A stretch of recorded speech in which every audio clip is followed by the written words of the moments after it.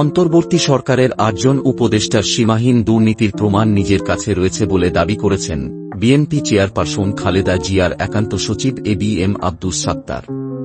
তিনি বলেন, এই উপদেষ্টাদের সঙ্গে যোগাযোগ ছাড়া গুরুত্বপূর্ণ পদে নিয়োগ হয় না, বদলিও হয় না। শুক্রবার রাজধানীর বিয়াম মিলনায়তনে এক সেমিনারে এ অভিযোগ করেন অবসরপ্রাপ্ত এই সচিব।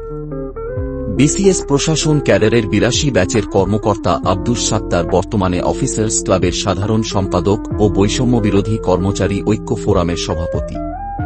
জুলাই গণ অভ্যুত্থানের প্রত্যাশা ও আগামী দিনের জনপ্রশাসন শীর্ষক সেমিনারটি আয়োজন করে প্রশাসন ক্যাডারদের সংগঠন বাংলাদেশ অ্যাডমিনিস্ট্রেটিভ সার্ভিস অ্যাসোসিয়েশন। বিকেল ৪টায় সেমিনার শুরু হয়ে শেষ হয় সন্ধ্যা ৭:৩০টায়। সেমিনারে প্রশাসন ক্যাডারের শীর্ষ পদের প্রায় সব কর্মকর্তা উপস্থিত ছিলেন। আব্দুস সাত্তার বলেন, কষ্ট লাগে একজন উপদেষ্টার এটিএসের অ্যাকাউন্টে ২০০ কোটি টাকা পাওয়া গেলেও তার বিরুদ্ধে কেন ব্যবস্থা নেওয়া হয় না। তিনি প্রশ্ন করেন, স্বাস্থ্য মন্ত্রণালয়ের মতো একটি মন্ত্রণালয় নূরজাহান বেগম চালাতে পারেন। স্থানীয় সরকার মন্ত্রণালয় এবং যুব ও ক্রীড়া মন্ত্রণালয়ের মতো দুটি গুরুত্বপূর্ণ মন্ত্রণালয়ে একজন অনভিজ্ঞ উপদেষ্টা দিয়ে চালানো ঠিক হচ্ছে। ছাত্র জনতার অভ্যুত্থানে আওয়ামী লীগ সরকারের পতনের পর গত ১ বছরে দুর্নীতি না কমে বরং অতীতের চেয়ে বেড়েছে বলে মন্তব্য করেন আব্দুস সাত্তার। তিনি বলেন, এক সহকারী কমিশনার ভূমি একটি স্কুলের জমির নাম জারিতে ৩০ লাখ টাকা চেয়েছেন। ঢাকার আশপাশের একজন ইউএনও একটি কারখানার লে আউট পাস করতে ২০ লাখ টাকা চেয়েছেন। আব্দুস সাত্তার বলেন, আমি একটি রাজনৈতিক দলের অফিসে বসি। গত বছর ৫ আগস্টের পর ওই অফিসে হাজার হাজার কর্মকর্তা কর্মচারী ভিড় করছেন। আমার বস তারেক রহমান ডেকে বললেন, কি হচ্ছে? এরা কারা? তারা এখানে কি জন্য আসে? আমি বলেছি, এরা সবাই বঞ্চিত। এরা গত ১৫ বছর হাসিনার আমলে বঞ্চনার শিকার হয়েছেন। হাসিনার পতনের পর উচ্ছ্বাসে ছুটে এসেছেন ন্যায় বিচার পেতে। উনি বলেছেন, দলীয় অফিসে ইন সার্ভিস কর্মকর্তারা আসা ভালো লক্ষণ নয়।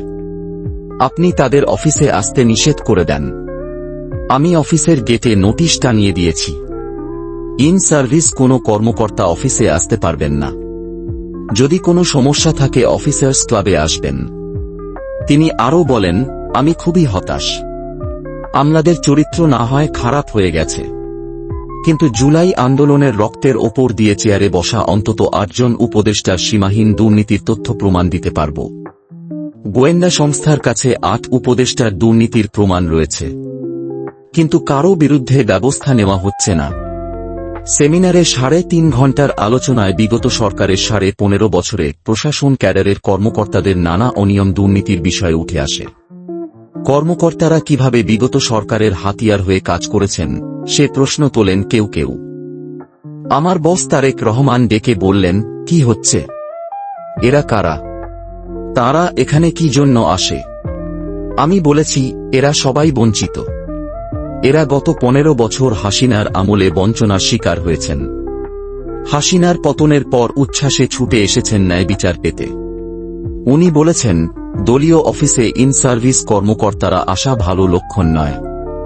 আপনি তাদের অফিসে আসতে নিষেধ করে দেন। আমি অফিসের গেটে নোটিশ টানিয়ে দিয়েছি। ইন সার্ভিস কোনো কর্মকর্তা অফিসে আসতে পারবেন না। যদি কোনো সমস্যা থাকে অফিসার্স ক্লাবে আসবেন।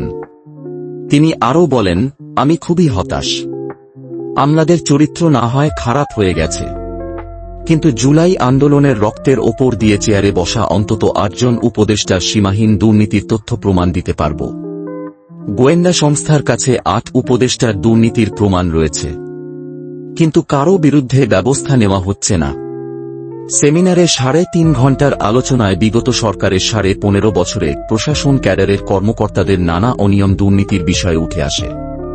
কর্মকর্তারা কিভাবে বিগত সরকারের হাতিয়ার হয়ে কাজ করেছেন সে প্রশ্ন তোলেন কেউ কেউ।